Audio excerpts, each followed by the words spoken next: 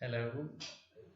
आज की इस क्विक वीडियो में मैं आपको बताऊंगा कि कैसे एक सिंपल डाटा सेट से जो कि 3 साल के ऊपर मुहित है, like it is starting from 1 जनवरी 2021 और फिर ये जा रहा है 31 दिसंबर 2023 तक। हमारे पास डेट्स हैं और वैल्यूज हैं। हमें जो डाटा इसमें से एक्सट्रैक्ट करना है वो बाय मंथ है और बाय ईयर है और यूजिंग अ फॉर्मूला है। हम इसको और एट द एंड हमें एक ट्रेंड भी शो करना है यूजिंग द स्पार्क लाइन। हम सिंपली इस डेटा सेट को सिलेक्ट करें और एक छोटा सा पिवट टेबल इंसर्ट कर लें जो कि इजी है, डायनामिक है, क्विक है। लेकिन अगर मैं आपको क्विकली शो कर देता हूँ कि एग्जिस्टिंग वर्कशीट पे हमें एक पिवट टेबल इंसर्ट कर लेते हैं, तो उससे क्या होगा कि लेट मी शो यू। उससे होगा ये कि हम डेट को यहाँ पे रोज में डाल लेते हैं, इससे 2021 रादर हम ईयर्स को इधर डाल लेते हैं और मंथ्स को इधर ही रहने देते हैं, क्वार्टर्स को निकाल देते हैं, डेट को भी निकाल देते हैं। सो हमारे पास 2021, 2023 और ये ग्रैंड टोटल शो हो गया। अब हम वैल्यू को सिंपली यहाँ से उठा के इधर डाल देंगे तो हमारे पास जो पिवट टेबल है उसमें डाटा शो। दूसरा तरीका ये है कि हम एक सिंपल सम प्रोडक्ट फार्मूला लगा लें और इसको हम डाटा को एक्सट्रैक्ट कर लें। उसके लिए हमें करना ये है कि इसको पहले हम एक छोटा सा टेबल डिज़ाइन कर लेते हैं। उसके बाद हम मंथ्स के नंबर्स डाल लेते हैं और उसके बाद हम इसको एक छोटा सा फार्मूला डाल लेंगे।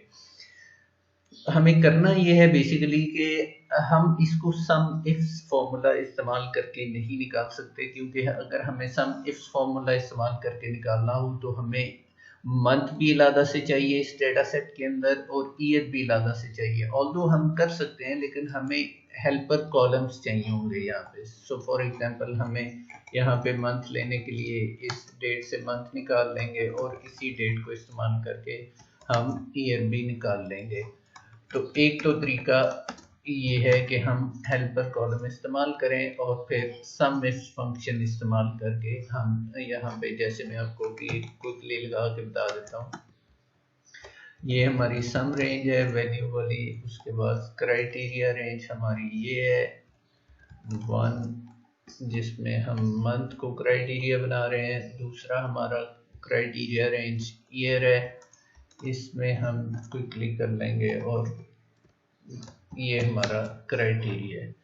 तो हमारे पास वही एग्जैक्ट सेम वैल्यू आ जाएगी, लेकिन इससे हमें एक नुकसान है कि हम डाटा के अंदर हेल्पर सेल डाल रहे हैं, हेल्पर कॉलम डाल रहे हैं, जो कि हमें रियल वर्ल्ड में हमारे लिए काफ़ी प्रॉब्लम क्रिएट कर सकते। सम प्रोडक्ट फॉर्मूला इस्तेमाल करते हैं जो कि हमें अलाउ करता है कि हम उसके अंदर ही ईयर और मंथ को इनकॉर्पोरेट कर सकते हैं।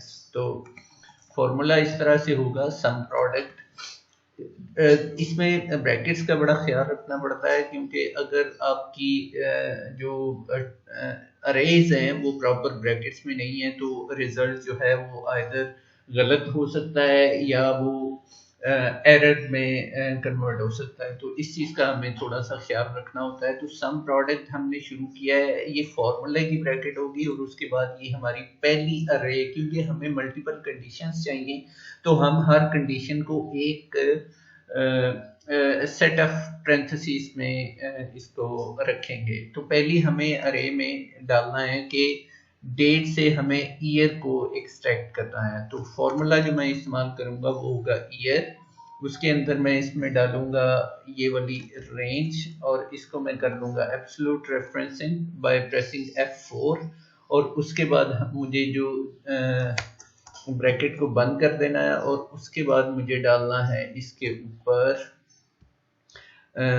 सेल का रेफरेंस के जो ईयर का फॉर्मूला है वो इक्वल हो 2021 के। ठीक है। उसके बाद दूसरा जो मुझे इसके अंदर सेट डालना है जो कि मुझे मंथ का पता करना है इसके अंदर, तो मैं इसमें दूसरा एक मल्टीप्लिकेशन साइन के बाद दूसरी ब्रैकेट इंसर्ट करूंगा जिसमें मुझे दूसरी कंडीशन डालनी है तो उसके बाद फिर मुझे सेम रेंज को सेलेक्ट कर लेना है और उसके बाद इसको भी मंथ को भी ब्रैकेट बंद करके तो इसको इक्वल मुझे कर लेना है इसके। अब जब ये हमारा काम हो गया तो उसके बाद हमें अब वैल्यूज को मल्टीप्लाई कर लेना है। वैल्यूज को मल्टीप्लाई कर लेंगे हम। अब अगर देखें तो पहली पैरेंथेसिस के अंदर हमारी पहली कंडीशन आ गई, दूसरी पैरेंथेसिस के अंदर हमारी दूसरी कंडीशन आ गई, और अब हम जो है वो वैल्यू वाली जो कंडीशन है उसको हम इन दोनों कंडीशंस के साथ मल्टीप्लाई कर देंगे। और जो ही हम मल्टीप्लाई करके ब्रैकेट क्लोज करेंगे, अब ये हमारी सम प्रोडक्ट फॉर्मूला की ब्रैकेट जो है वो क्लोज हो गई है। और as you can see we get the same exact value 92,202.01। अब इसमें एक चीज का जिसका आपको मजीद ख्याल रखना है वो है सेल रेफरेंसिंग। सो अगर आप इस चीज को नहीं जानते हैं एब्सोल्यूट और रिलेटिव सेल रेफरेंसेस को, तो वो इस तरह से होते हैं कि जब रो और कॉलम दोनों के साथ डॉलर साइन होगा तो इट मींस कि वो एब्सोल्यूट टोटल एब्सोल्यूट रेफरेंसिंग है। लेकिन अगर सिर्फ जैसे यहाँ पे सिर्फ रो के साथ डॉलर साइन है, एम जो है वो एम्प्टी है, इसका मतलब है कि एम जो है कॉलम नेम जो है वो रिलेटिव है, लेकिन रो जो है वो एब्सोल्यूट है। क्योंकि जब मैं इसको नीचे ड्रैग करूंगा तो मुझे सेल जो रो 1 है वो मुझे कंसिस्टेंट चाहिए, लेकिन जब मैं इसको राइट जाऊं तो रो तो सेम ही रहेगी लेकिन एम को चेंज होना है एन के साथ। तो इस चीज का ख्याल रखेंगे। यहाँ पे जैसे आप देख सकते हैं मंथ में L2 मुझे L को जो है वो कंसिस्टेंट रखना है और 2 जो है उसको मुझे चेंज करना है, क्योंकि जो ही मैं नीचे जाऊंगा तो मुझे 2 को 3 और 4 और 5 में चेंज करना है। तो इस तरह से ये सेल रेफरेंसिंग का थोड़ा सा आपको समझना होगा।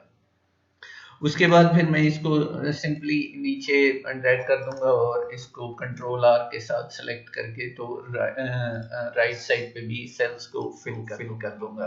अब जब मेरे पास ये डेटा आ गया है तो हम क्विकली इसको थोड़ी सी फॉर्मेटिंग कर लेते हैं। यहाँ पे मुझे एक ट्रेंड लाइन इंसर्ट करनी है जो कि बहुत ही मज़ेदार सी एक चीज़ है। आप सिर्फ इस डाटा को सिलेक्ट करें, ठीक है, इंसर्ट टैब पे जाएं और यहाँ पे आपको नजर आएगा स्पार्क लाइंस। यहाँ पे स्पार्क लाइंस डिफरेंट है, विन लॉस रेशियो है वो एक सेपरेट सिनेरियो में यूज होती है। कॉलम और लाइन यहाँ पे हमारे लिए इस्तेमाल हो सकते हैं। आप कॉलम भी इस्तेमाल कर सकते हैं और लाइन भी इस्तेमाल कर सकते हैं।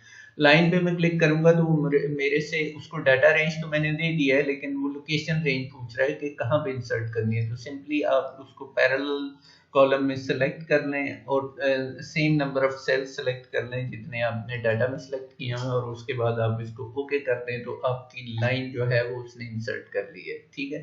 उसके बाद आप थोड़ी सी फॉर्मेटिंग यहाँ से कर सकते हैं। आप इसको मार्कर सेलेक्ट कर सकते हैं, आप इसका कोई कलर चूज कर सकते हैं, आप मार्कर का कलर चेंज कर सकते हैं, कोई भी आप इसको लगा लें, लाइन कोई भी हो, मार्कर कलर कोई सा भी हो सकता है, ठीक है। अब हाई और लो पॉइंट हो, उसमें जब ज्यादा नंबर ऑफ कॉलम्स हों तो उसमें हाई एंड लो पॉइंट जो है वो ज्यादा आसानी रहती है। यहाँ पे भी किया जा सकता है, जैसे इसको मैं क्विकली मार्कर्स को खत्म कर देता हूँ और सिर्फ हाई पॉइंट का करता हूँ तो वो मुझे बता रहा है कि हाई पॉइंट जो है वो पहला डॉट है या थर्ड डॉट है। तो इस तरह से आप इसको प्ले अराउंड कर सकते हैं। तो ये थी दोस्तों आज की क्विक वीडियो जिसमें आपको ये मैंने बताया कि सम प्रोडक्ट आप कैसे इस्तेमाल कर सकते हैं मल्टीपल कंडीशंस के लिए। So hope you like it. Thank you very much and consider subscribing to our channel. Thank you so much. Bye bye.